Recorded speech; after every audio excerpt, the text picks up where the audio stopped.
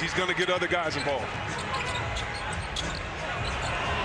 Gobert with the mismatch has Paul on him, but Ingles fires and he hits.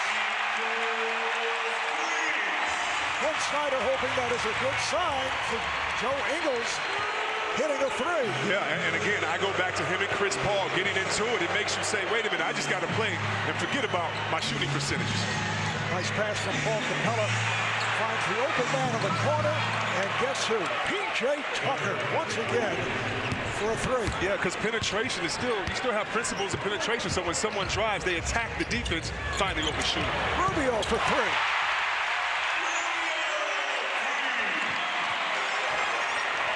So here are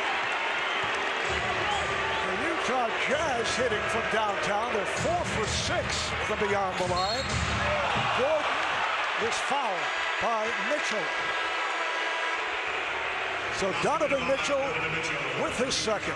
Timeout called. You're watching the NBA playoffs on TNT. Welcome back to Utah, where the Jazz lead 20-15. James Harden has been nothing short of remarkable this season offensively, but Houston is up 3-0 in this series despite the fact that their star and potential league MVP is shooting just 36% from the field and getting to the free throw line for 8 attempts a game. That is far below his season average. It's been the supporting cast who is shooting 50% when you remove James Harden from the equation. He was going 0 for 15 from the field. The rest of the starters were scoring all in double figures. The bench went 11 for 20, and James Harden told me at practice yesterday he prefers it that way. He wants to win as a team. Austin Rivers might have said it best when he said people expect him to be Superman, but that's what a team is for. And guys, they're going to need that depth and that awareness to make a deep run in the playoffs. All right, thank you, Ali. Eric Gordon, a 78% free throw shooter. In contrast to what took place in Game 3, both teams off to the good start. Rockets 5 for 9 from the field. Jazz 8 for 12. 4 three-pointers apiece. How about Jay Crowder with 12 points here at the start? He had the first 9 points for Utah. First 3 games, Crowder with a total of 19 points. It's hard. Gordon called for the travel. When you hear Allie LaForce talk about that, whether you are Golden State Warriors and someone says that Klay Thompson is in a slump, though he's never in a slump because he can always make the next shot. It's just such a good feeling for a team to get a win when they know they should have probably lost that. So I expect their energy to be better tonight and expect Rubio to keep attacking, especially with Harden that already has 1 foul early. Beautiful move going past the basket, converting with the reverse. The Jazz by 6. Harden now guarded by Royce O'Neal, who just came on. A driving hook is deflected short by Gobert. Here's Daniel House, who just came on. Leaves it for Capella. Looks like a shot clock violation. Yes, will not count. This is what Coach Snyder talked about, whether you agree with it or not. Harden is 4 for 22 with floaters in this series. Even though he was going to his left that time, but a straight line drive. That's the intimidation of Rudy Gobert. Can you keep him in the paint and not around, switching on other players to keep his intimidation inside? Turnover number 5 committed by the Rockets. This time to set up for Crowder, and he's fouled from behind by House.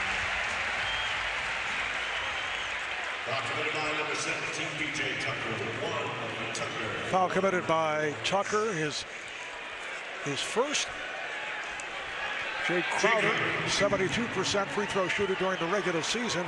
7-year man out of Marquette. Utah, his 4th NBA team. He's been with Dallas, Boston, Cleveland, and now Utah.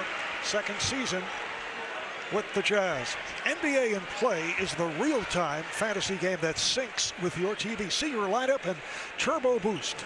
Each player's scoring to win. Download now and play. 8-point Utah lead. Usually the Rockets have gotten off to the good start to the first quarter. Austin Rivers, who just checked in, playing with Harden and a House.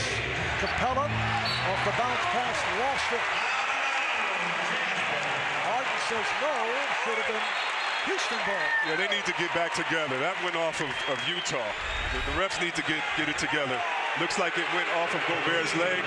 But if I'm Utah, I'm just saying pass the ball and get it to me. But right now, Coach D'Antoni beside himself. Mike D'Antoni up and walking the sideline, heated. And there's no question when you look at the replay of his last touch by Gobert. Here's Rubio, got the step.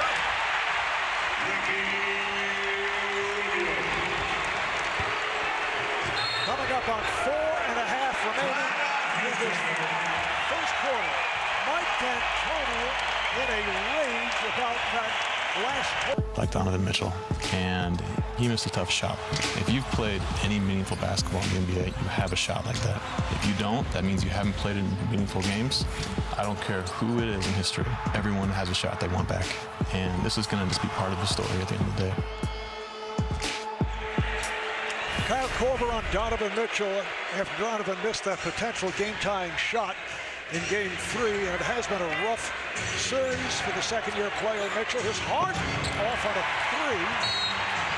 Donovan Mitchell had an outstanding regular season once again. But in game number 3, 9 for 27 overall. Foul is on Kenneth Faried, who had just checked in. See the numbers on Mitchell. At one point had a stretch of hitting only 3 of 18, although he had his highest point total of 34 points. You can learn a lot about a player by how many shots they miss. Unless you're a superstar, many players can't miss 11 in a row like Mitchell did and still come back and be that factor for his team. And like Korver said, that's a shot. So what? He'll be back. Rubio just did beat the shot clock, and the ball is deflected out this time by Kenneth Faried of Houston. For more on Donovan Mitchell, let's go to Allie. Guys, I talked to Rudy Gobert at shoot-around this morning about that exact topic, the missed shot. And he said, listen, we didn't have to say anything specifically to him because he knows that we have his back. He said, I also don't want him to think that it's okay. Missing a big game-winning shot is a big deal, and it should motivate you in the future. But at the same time, we trust him, and we want the ball in his hands. The problem is his success during the season hasn't necessarily translated yet in his first 2 seasons to the postseason. Scored 36% last year in the postseason, 33% this postseason. Well, they changed that last call, giving the ball back to Houston, but they were not able to take advantage. Crowder now played by House. There's Gobert, guarded by Faried. And they get a scoop. Ricky Rubio has had himself a very impressive start. 4 for 6, 9 points. And part of Mitchell struggling was, where was the help from the rest of the teammates here? The team was struggling, so he is the youngest player and the best player on this team. Of course he could take that shot. He's the only one that should take that shot every time he gets it wide open. Rubio going behind the back, guarded here by Gerald Green, who just came on. Royce O'Neal, who has played exceptionally well the last 2 games. Noted for his defense, but he has scored the last couple of games. Rubio putting a move on Green, and is fouled by Green.